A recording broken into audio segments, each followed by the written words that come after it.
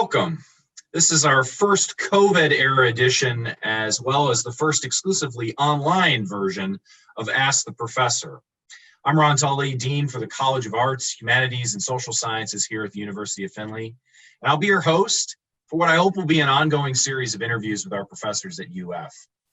Those of you who have followed us before know that Ask the Professor was started as a jointly sponsored face-to-face event between the College of Arts, Humanities, and Social Sciences at UF and 50 North, the wonderful senior center here in Findlay that offers a plethora of programming at no or very low cost to the Hancock County community. The purpose was originally to have our professors present on a topic they know well, followed by an open Q&A session. In this more intimate format, we'll get to know our professors a bit better, learn about their vocational passions, what they love to teach, their ongoing research, service, and scholarship, and/or their creative projects. And hopefully, when we're finished, we'll have a better understanding of their discipline, their typical workday, and of course, who they are and what motivates them. So, to kick things off on this online adventure, we have our first guest in the new format, Dr. Ryan Smith. Dr. Smith is Associate Professor in the Department of Diagnostic Services in our College of Health Professions, and he started here at UF in 2004.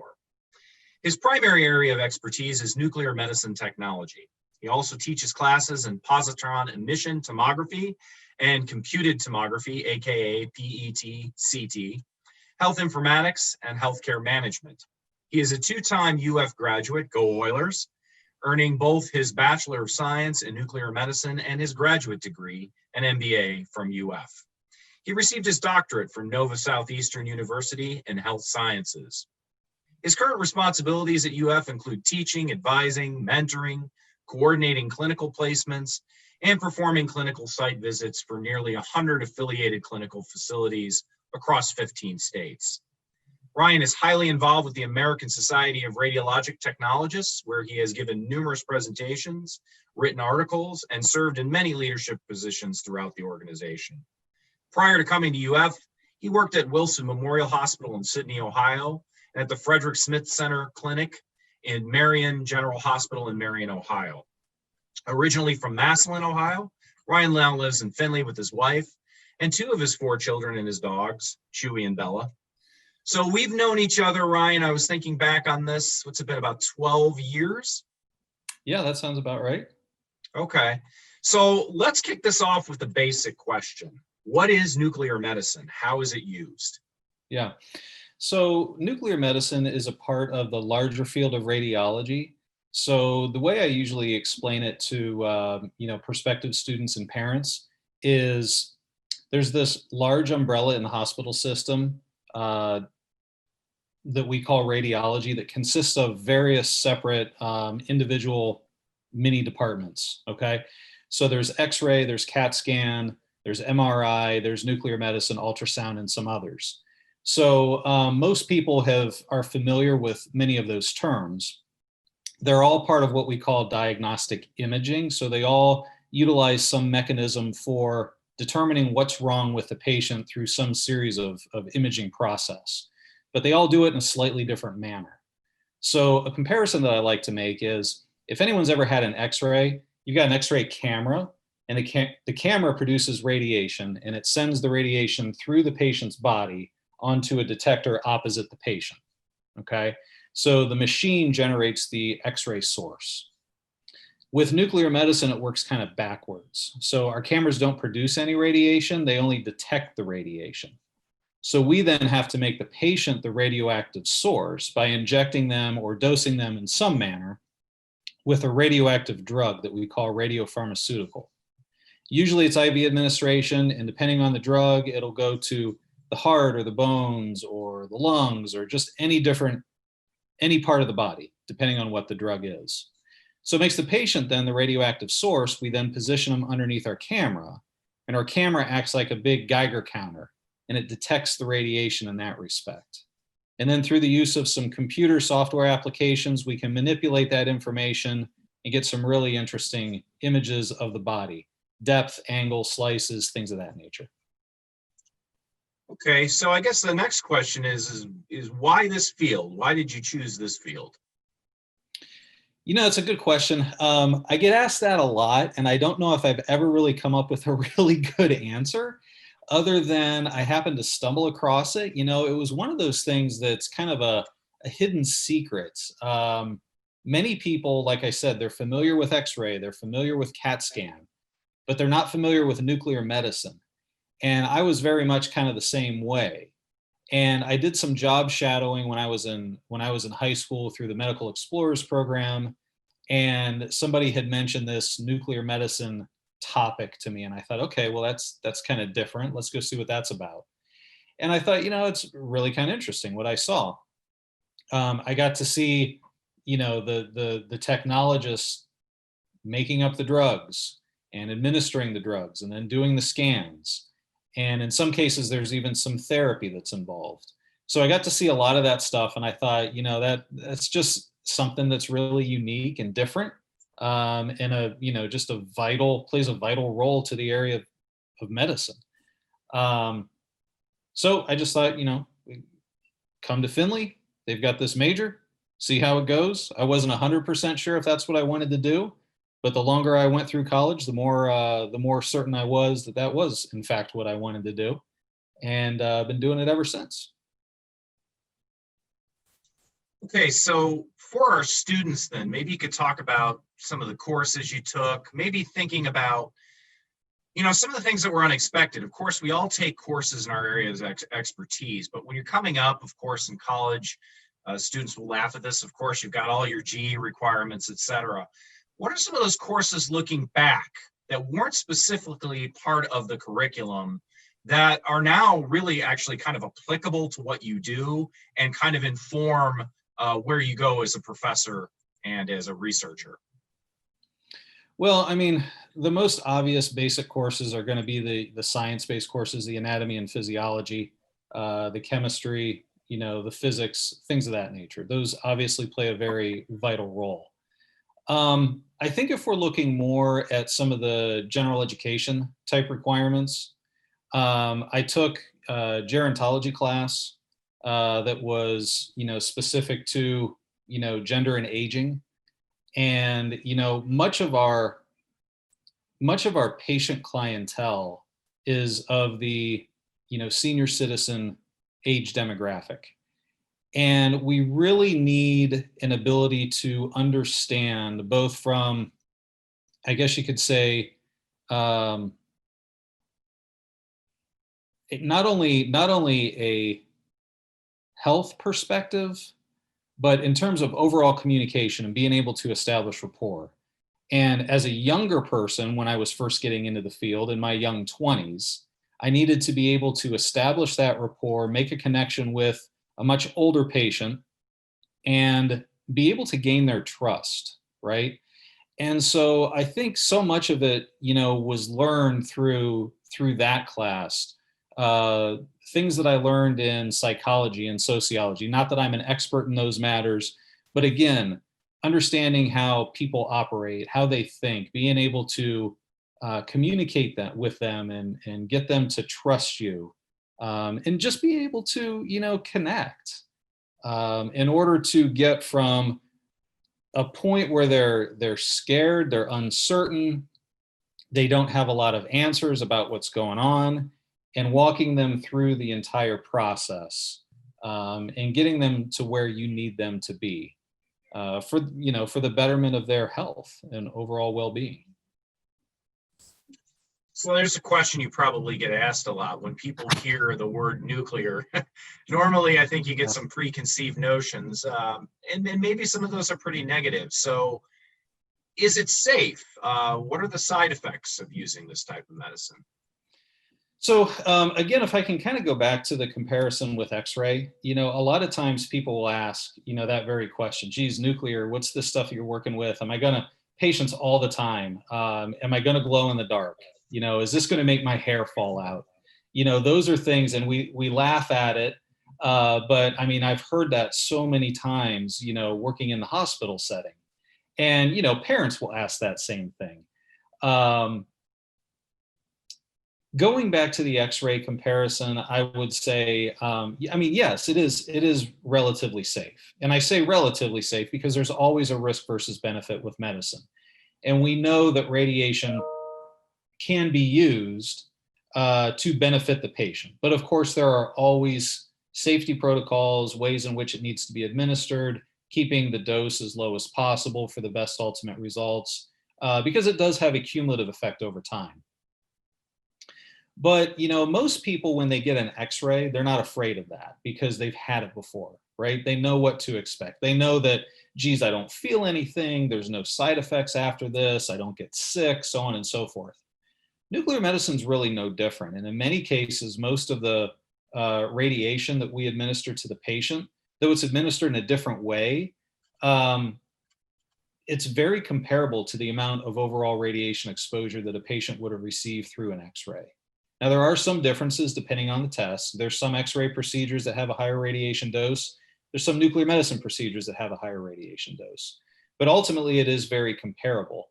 And with that, I would say that when utilized by a properly trained nuclear medicine technologist, yes, it's safe. Now, on the other hand, there are some therapies that we perform. Our therapies do have a higher radiation exposure risk. It is more potent. But the thing with therapies is we need the radiation to be more potent so that it can target, say the defective cell, be it cancer or some other type of disease that the patient has, and to then destroy those defective cells. There's always going to be a small amount of healthy tissue surrounding the unhealthy tissue that might be compromised. But again, when you go back to this idea of risk versus benefit, if it's cancer, we got to target that cancer and destroy it. Otherwise, the patient's going to be in a much worse, state of affairs. So 95% of our work is diagnostic related, and it's very safe. The other roughly 5 to 10% is therapy, and it is more potent. But we are trained in how to handle all of that in a very safe manner. So you said that the majority of your work is diagnostic. So let's say you can't convince a patient that this is the route to go, that it's safe, it's necessary for diagnosis and potentially treatment. What do they have other options? Are there other types of imaging that they could choose that are maybe not as effective, but other options? Well, and I guess the best way to answer this question is, first of all, is to understand we as technologists are not the ones who are necessarily in a position to tell the patient, you should do this, you should do that. That's ultimately going to be up to the ordering physician, okay? We're the ones who perform the exams once they're ordered. But I totally understand where you're coming from, because we do have patients who oftentimes, for one reason or another, are just not going along with this, right? And, certainly the patient has the right to refuse. Our job is to try to educate the patient and get them to understand why this is important. So that's where the rapport and the communication and trust building come into play at the very beginning. So our job is to, I don't want to say persuade, but like I said, to educate them to the point where they feel comfortable moving forward. And if they still don't feel comfortable, usually what I would try to tell the patient is, you have the right to discuss this further with your physician, because there are other imaging modalities. There are probably other exams within the area of X-ray or MRI or CT or ultrasound that could help lead to some answers as to what's going on with the patient. So then at that point, I would encourage the patients to discuss the options further with their physician and see what they think together would be a good alternative for them. Thank you. Let's switch gears a bit. We opened up, we talked about your interest in how you got involved in the field. So you switched gears a bit. You trained for a number of years, and then you went back to become a professor. So now you're a teacher. Tell us about that transition. Well, it's kind of funny because I never really saw myself getting into academia, so to speak.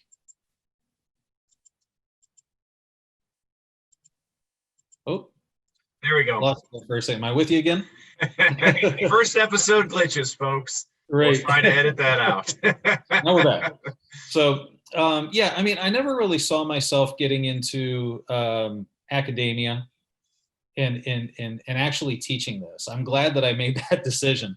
But the way it all happened, I was driving a solid hour every day from Findlay to Marion. My day-to-day drive was manageable. It really didn't bother me that much. It became a little difficult with respect to having to drive back multiple times throughout the day when I was on call. Okay. And I knew that we wanted to live in Findlay, and my goal was ultimately to try to find a job that was closer to Findlay. So I stopped at campus. My intent was actually to speak to the person who was my program director at the time. Little did I know, there was a new program director in place who now happens to be the dean for the College of Health Professions. And he and I had a really good conversation. We hit it off.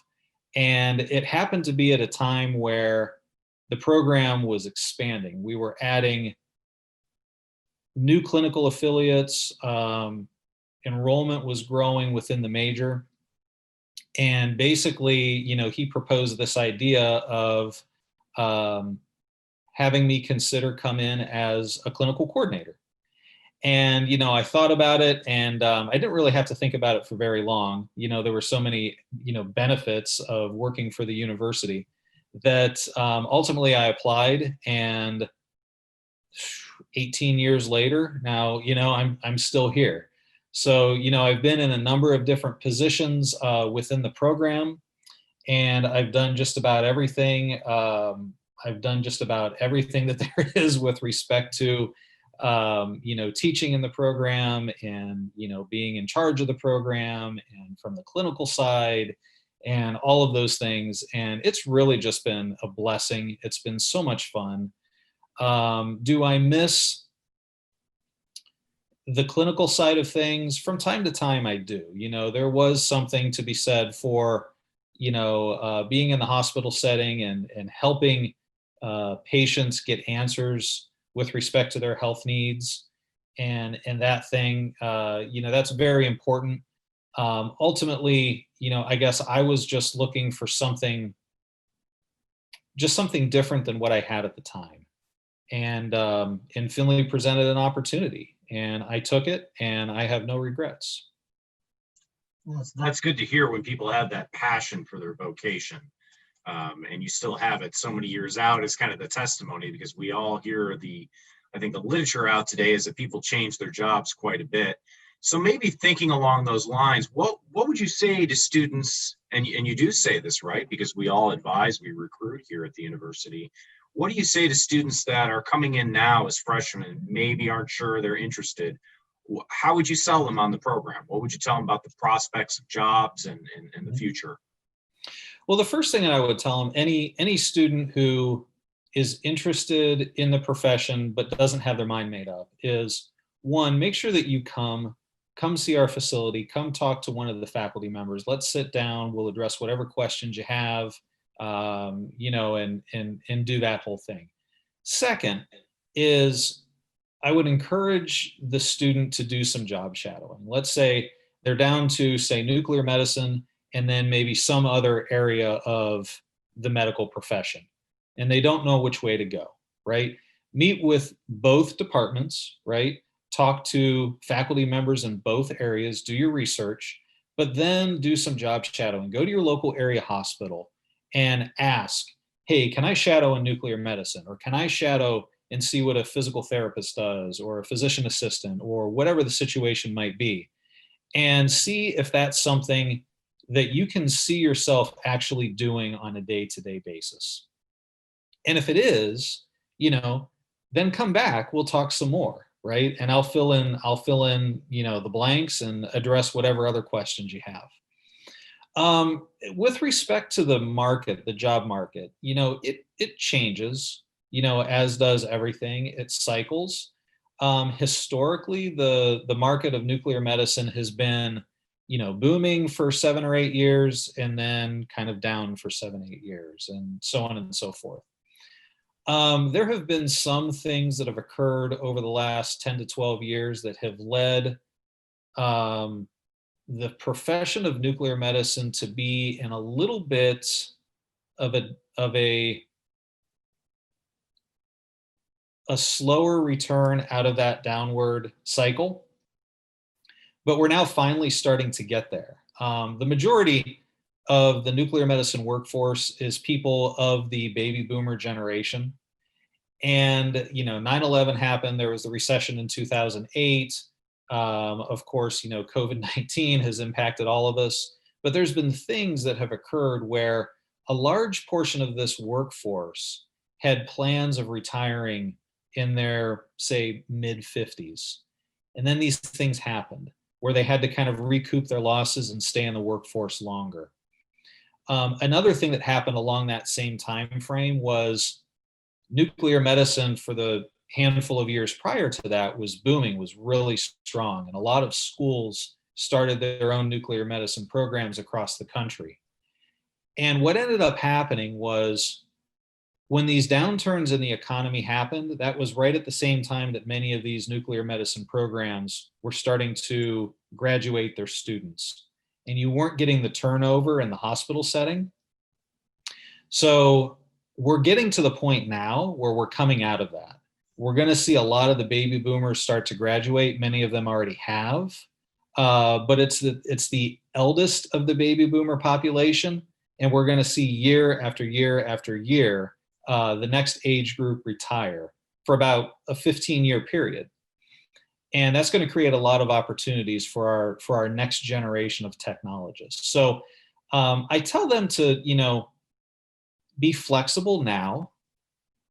If you're looking to find a job in your hometown, you may or you may not. If that job in your hometown is not available, as long as you're flexible to go where the jobs are, you should have no trouble finding a job. Over the next several years, jobs are going to become more and more readily available. So, that's kind of where we are right now as far as the job market goes.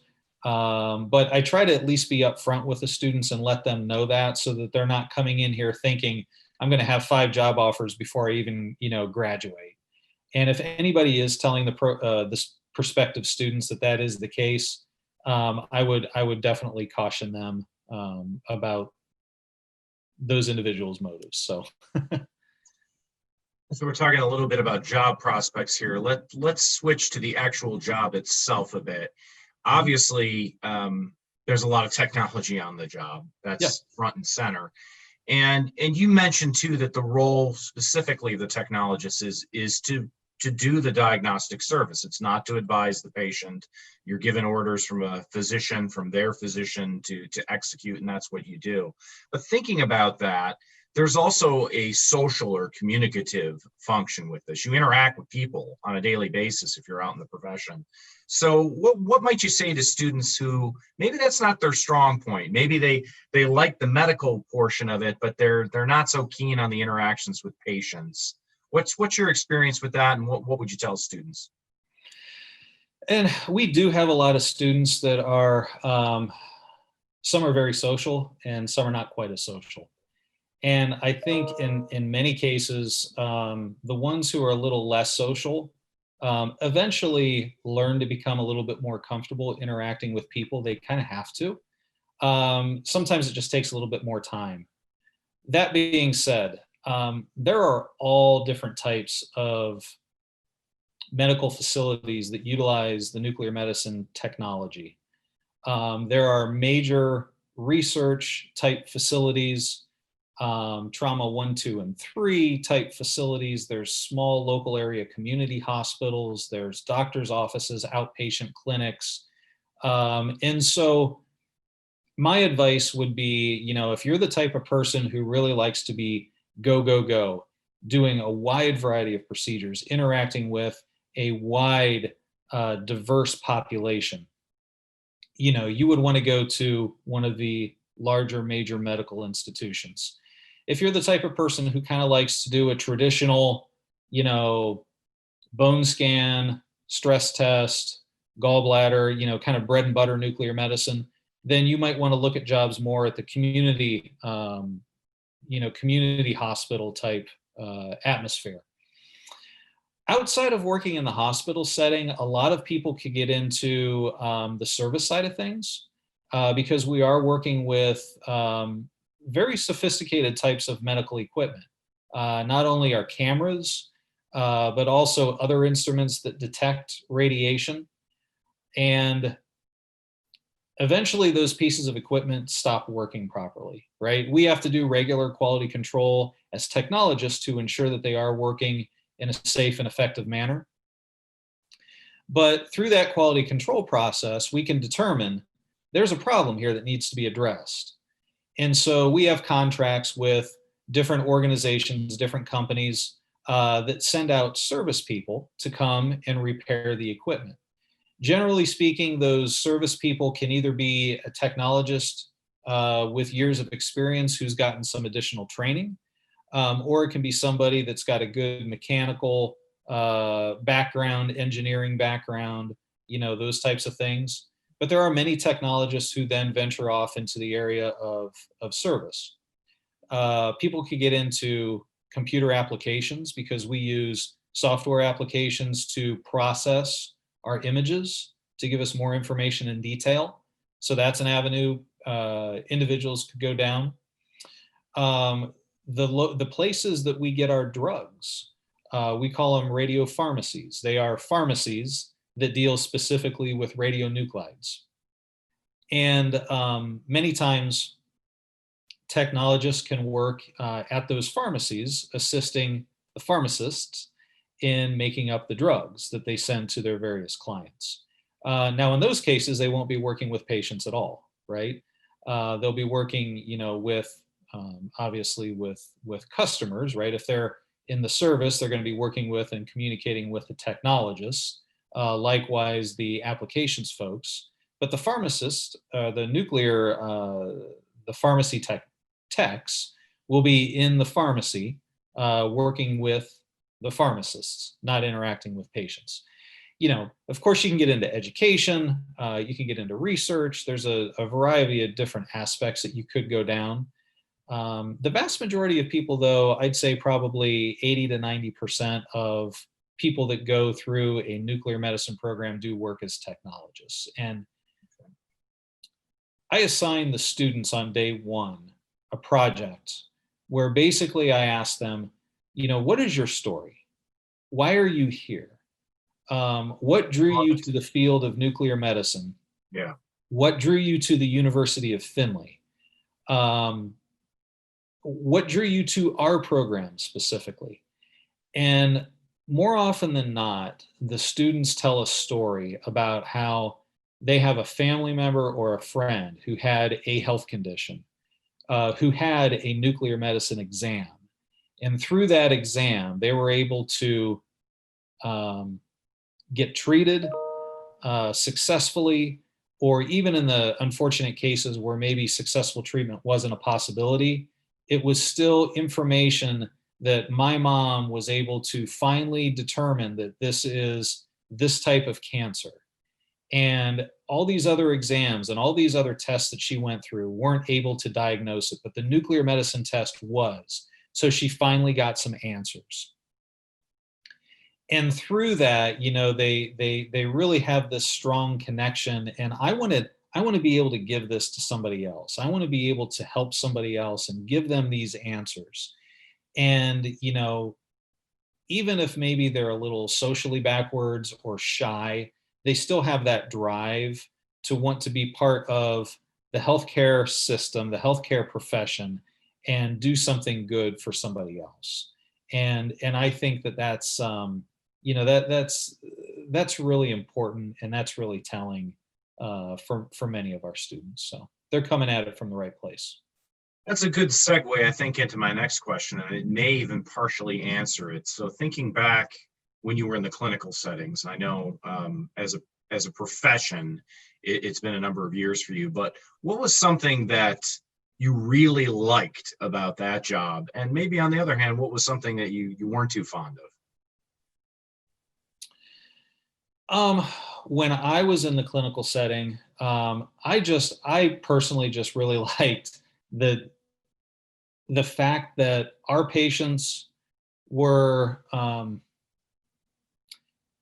the nature of nuclear medicine. Let me come at it from a slightly different direction. The nature of nuclear medicine is one where when we're doing an exam, it's not like what you would think of as an assembly line, right? There are other areas of medicine, other imaging modalities, and I don't want to make this sound derogatory, but there are other types of exams where it's just you're there for 5 minutes, you get the procedure done, and then the next person in line, and the next person in line, and the next person in line. And it can become a bit monotonous. With nuclear medicine, our patients are often there for, in some cases, a half hour, in some cases, an hour, in some cases, 2 hours or longer. And we have the opportunity to actually get to know them as a person, right?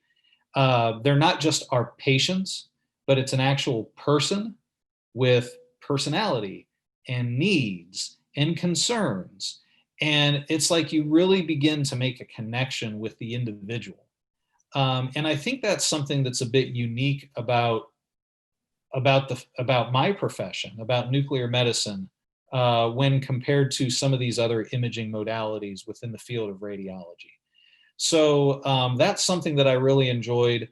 I really enjoyed, the radiopharmaceutical side, making up the drugs, drawing the doses from the generator, compounding, administering the drugs, and seeing, how those drugs show how those drugs are metabolized by the body, and show the perfusion, the blood flow to different areas of the body for diagnostic purposes.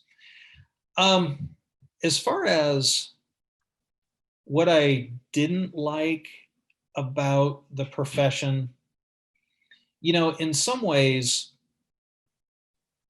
and this is just me, I don't want to speak for others, but I felt that I wanted to ultimately have a little bit more autonomy, I guess you could say, in my day-to-day. When I was in the hospital, technologists, of course, by nature, they follow the physician's orders, okay? And I think everybody understands that. But it at times became a little bit frustrating when you see a physician maybe order something that didn't make a whole lot of sense in terms of your knowledge base about the profession. In terms of the theory, what the doctor's ordering doesn't necessarily match. And you try many times to communicate this to the physician. And in some cases, they're very good. Oh, thank you for bringing this to my attention. Yeah, you're right. I meant to order it this way, right? And other times it was kind of like, hey, I'm the doctor, you're the technologist, do what you're told, kind of thing.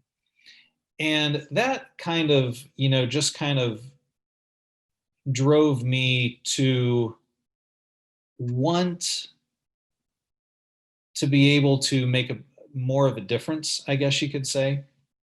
And as I said before, I kind of stumbled across this opportunity at the University of Findlay. I wasn't necessarily pursuing it, but I still kind of had that in the back of my mind.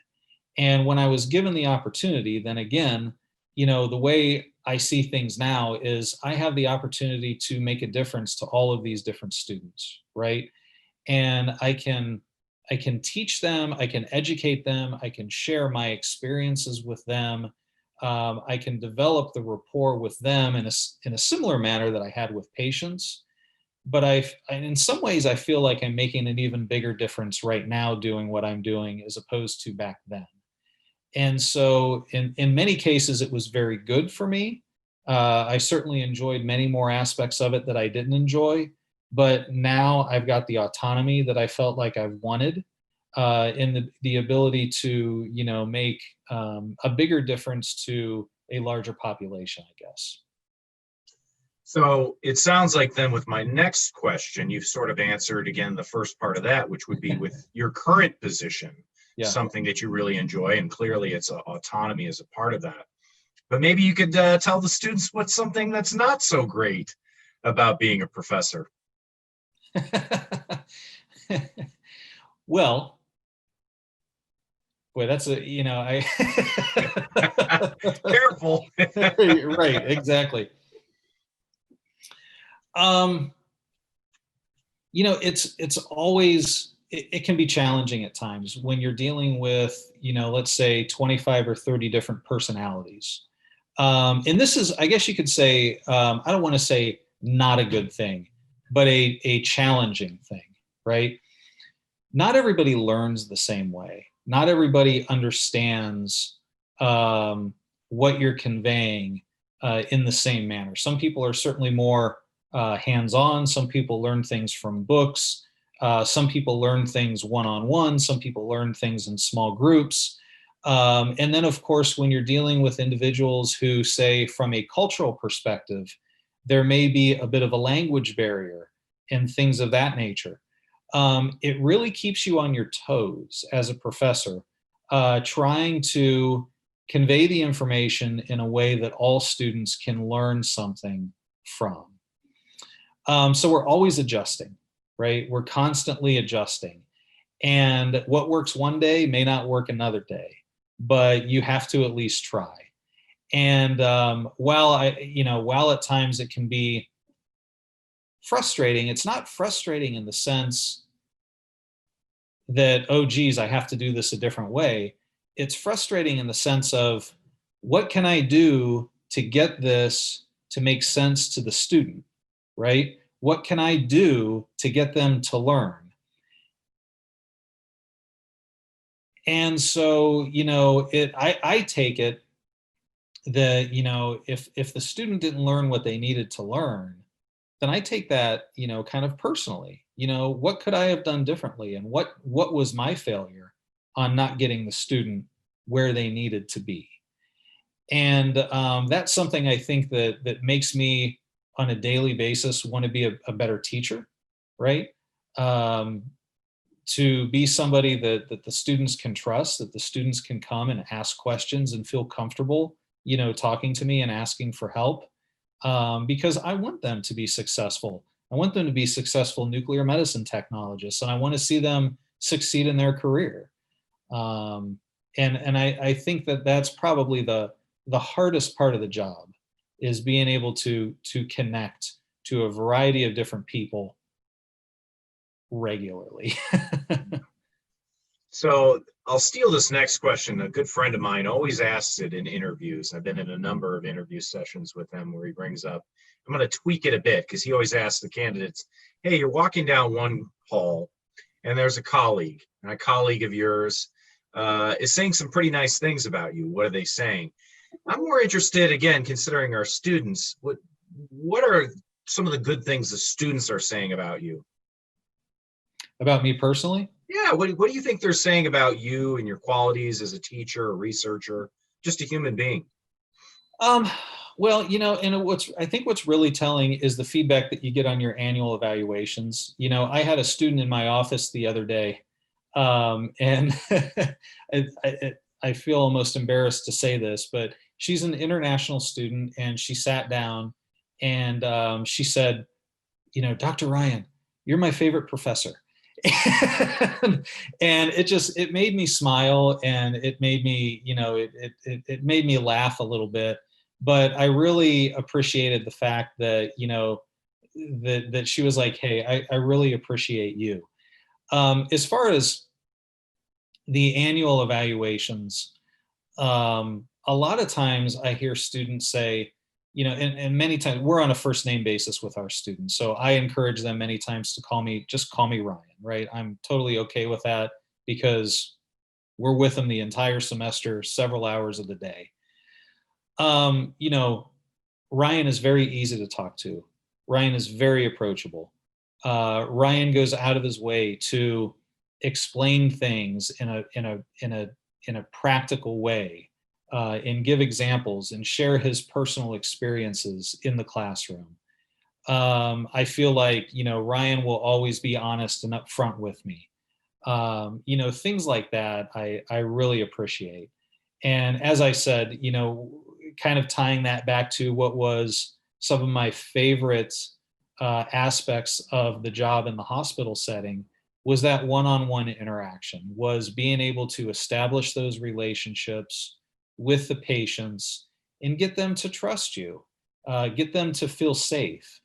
And so I think that's probably the biggest thing that I try to establish on day one in the classroom is I want you guys to feel safe, because if you feel safe, then you can approach me if you have questions, if there's things that you don't understand. And ultimately, I want to take you from here and I want to get you here by the end of the semester. And if we work together and we have that rapport, we should be able to accomplish that. And so, I guess those are the things that, at least that I've been told by students. And, certainly there's some others who may not like the way I do things. And, maybe I talk a little too much. And just, stick with the facts, Ryan, stick with the facts. Don't go off on these tangents. And I can appreciate that as well. But that's my personality. And I think many students appreciate that. So. That's a good segue into this too. I think what you closed with there, you keep going down that hallway and then there's some students who are saying some things that aren't so nice about you. What are they saying? What are some of those challenges? Oh, no one ever says anything bad about me. I'm perfect.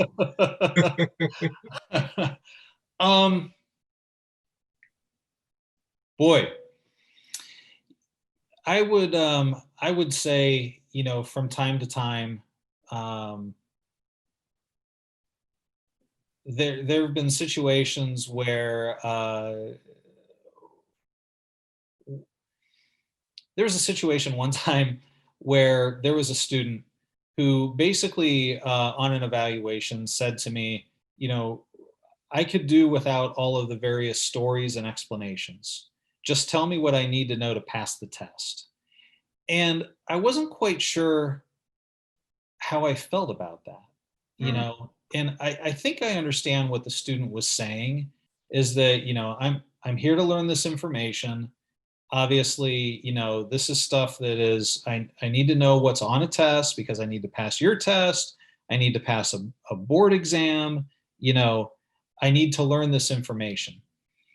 But at the same time, it's important to understand that, again, he might have been, or she may have been coming at it from this particular direction. This is how I learn best. Just give me the facts. Where other students need the examples, need the scenarios. And again, it's kind of more my nature to just be an open book, right? If there's something that I think of, I'm probably going to say it.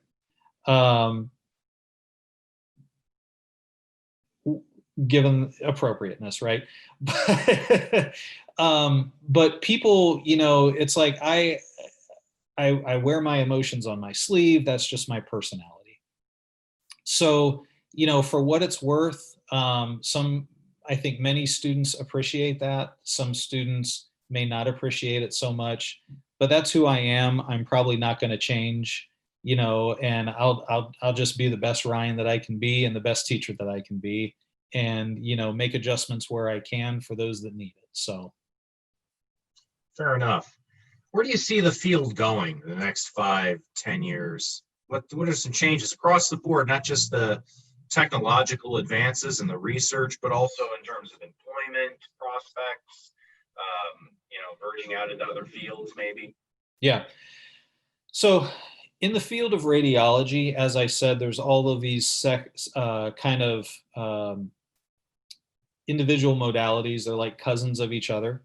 And over the last few years, the various modalities have gone in a direction that we refer to as hybrid imaging or fusion imaging. And essentially what's happened is you've taken a nuclear medicine camera and you've taken a CT camera, CAT scan, or computed tomography, which historically have been two separate imaging systems, all right? And now they're combining them as one. And so what that accomplishes now is you get the advantages of CAT scan, you get the structure, the anatomical structure and landmarks, in addition to the physiological benefits of nuclear medicine, all right? When they were done individually, it would present some problems for the doctors when trying to diagnose. Because if they had a CAT scan on Monday and they were positioned in a particular way on the table, and then they had a nuclear medicine exam on Friday and they were positioned in a different manner, and the doctor was looking at two separate, films and saying, okay, I see this here, but because of the patient's positioning, I'm finding it difficult to align whether or not this scan is showing the same disease process. So what they've done is they've combined these modalities under this idea of hybrid imaging, and the patient gets both sets of exams simultaneously, because there's the nuclear medicine and then there's the CAT scan under it's the same machine, right? So the patient is passed through the center of the detector. They get both exams simultaneously, and then the computer software combines the two studies as one. And as such, you can then see the physiological processes of the nuclear medicine side of things, along with those anatomical landmarks that the CT provides. So you can see, okay, this is in fact two separate disease processes that are both in the lungs that I'm looking at, or no, that's the exact same thing that I'm looking at right there. And it just leads to a lot more accuracy in the overall diagnosis. So we're seeing that with general nuclear medicine and CAT scan in what we call SPECT CT. We're seeing it in another aspect of nuclear medicine that's a little bit more advanced nuclear medicine that we call PET. It stands for positron emission tomography. So we have PET CT, and now we're also starting to see MRI come in, where a patient is having like a SPECT or a PET MRI exam. There's still some things with respect to reimbursement. It hasn't been formally approved, at this point, but there's a lot of research with respect to SPECT and PET MRI. But SPECT and PET CT have been approved, and we're seeing that more and more. So as far as the direction of the field, it is going to become more fusion-based, and it's going to incorporate perhaps some other modalities beyond the ones that I just said. So I think what's really important for the students to understand is, what exactly does this mean for me? If I go to this nuclear medicine program, yeah, I'm going to be able to work as a nuclear medicine technologist, but it's probably going to benefit me to also get training in CAT scan, or to also get training in MRI and become educated in those areas as well. Because if they're working at a facility where they've got a nuclear medicine and MRI hybrid machine, and if you've got training in both of those areas, then they can hire you to do both, right? As opposed to having to hire a nuclear medicine technologist and an MRI tech, hire one person instead of two when it comes to hospitals cutting costs and, things of that nature. So, I think ultimately that's the direction of the field, multimodality imaging, and hiring technologists who are multimodality educated and trained and certified. So. Well, it sounds like the future is promising on a number of fronts, not just the continued advancement of the technology, but looking forward for students coming in to some of those retirements coming up. There will be more positions open, Sure. more possibilities. So I guess probably a good place to stop right here. I want to thank you, Dr. Smith, Ryan, for joining us today on this adventure online. I want to thank our audience too for dealing with all the various technological warts on this first Zoom Ask a Professor series. If you'd like to follow up with Dr. Smith, I would encourage you to check out the Findlay website, www.findlay.edu, and simply go to the faculty directory to find his contact information. Follow up with a question if you have it. If you like what you see here, and I continue to look at UFTV for future episodes, we'll try to have an episode at least every month, maybe even twice a month. So again, thank you for joining. On behalf of the University of Findlay, I'm Ron Tulley, Dean for Arts, Humanities, and Social Sciences. Thanks again for joining us, folks, and look forward to future episodes of Ask the Professor.